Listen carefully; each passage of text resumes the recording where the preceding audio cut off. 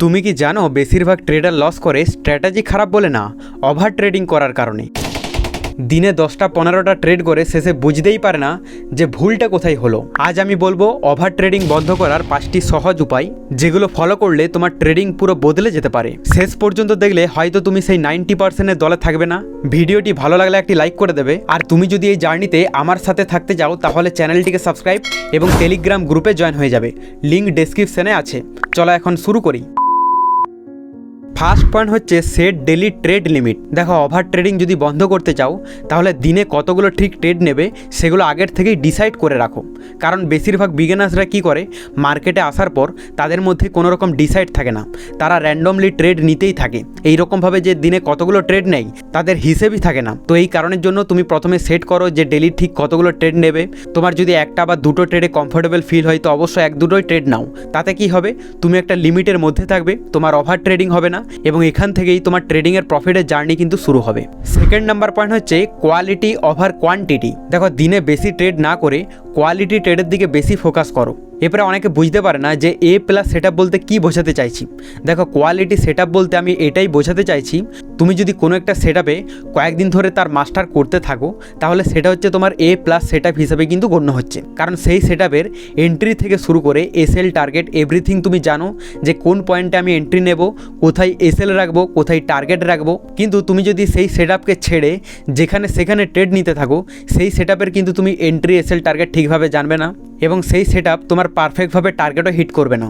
কিন্তু যে সেট তুমি মাস্টার করেছো সেই সেট যদি তুমি ট্রেড নাও যখন তৈরি হবে, তাহলে কিন্তু বেশিরভাগ ক্ষেত্রেই উইনের চান্সেস বাড়বে। এরপর দেখা গেল সেই সেট হয়তো 2 দিন তৈরি হলো না, তুমি 2 দিন যদি হোল্ড করো, মানে কোনো রকম ট্রেড না করো, তো সেক্ষেত্রে তোমার সেদিনে ওভার ট্রেডিং হচ্ছে না। তুমি যদি সেই দিনে উল্টোপাল্টা জায়গায় ট্রেড নিতে থাকো তাহলে সেই দিনও কিন্তু ওভার ট্রেডিং হবে। কিন্তু এ প্লাস সেট যতক্ষণ পর্যন্ত তৈরি না হচ্ছে, সেটা 2 দিন বা 3 দিন পরই হোক, তারপরে যদি ট্রেড নাও সেক্ষেত্রে ওভার ট্রেডিংও কম হবে, অপরদিকে উইন হওয়ার চান্সেসও বাড়বে। তাই এবার থেকে ওভার ট্রেডিং বন্ধ করতে গেলে বেশি ট্রেড না করে কোয়ালিটি ট্রেডে ফোকাস করো।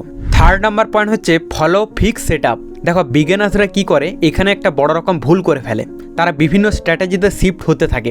হয়তো দেখা গেল এই সপ্তাহে একটা স্ট্র্যাটেজি ধরে তারা ট্রেড নিতে থাকলো কয়েকদিন, এর পরের সপ্তাহে আরও অন্য স্ট্র্যাটেজি চেঞ্জ করে আবারও ট্রেড নিতে থাকলো। এইরকমভাবে কি হয়, কোনো সেট আপেরই কিন্তু তারা মাস্টার হতে পারে না। আর এই চক্রেই কিন্তু ঘুরতে থাকে বিগিনার্স ট্রেডার্সরা, তার জন্যই তারা প্রফিটেবল ট্রেডার্সও কিন্তু হতে পারে না। কিন্তু তুমি যদি ওভার ট্রেডিং কম করতে চাও তাহলে তোমাকে একটা ফিক্স সেট আপের উপরেই কিন্তু কাজ করতে হবে কয়েক মাস। দেখো, আমি এক্সাম্পল হিসেবে বলি, একজন প্রো ট্রেডার্স এবং একজন বিগিনার্স ট্রেডার্স কী করে।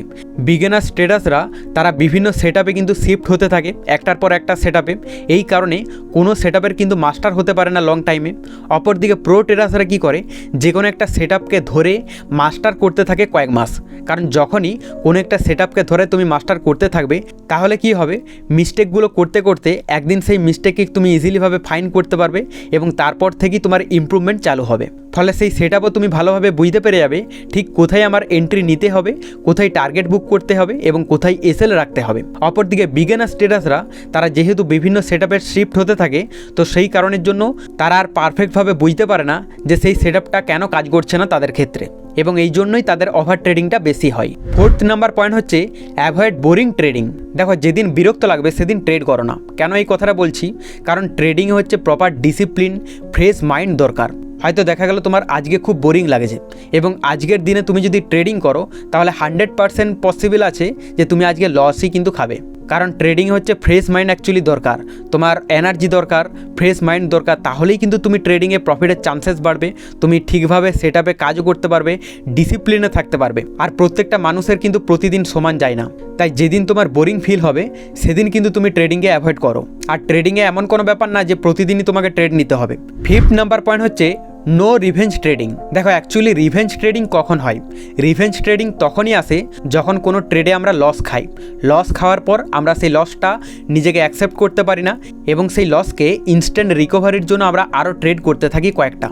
যার ফলে সেটা রিভেঞ্জ ট্রেডিংয়ে কিন্তু বদলে যায় এবং সেই দিনই কিন্তু বড় রকম লসের আমরা শিকার হই। দেখো মানছি যে বিগিনার্স অবস্থায় এটা কন্ট্রোল করা খুবই কিন্তু একটা ক্রিটিক্যাল ব্যাপার, এটা সবাইকার ক্ষেত্রে হয়, আমার ক্ষেত্রেও হয়েছে, তোমার ক্ষেত্রেও হবে।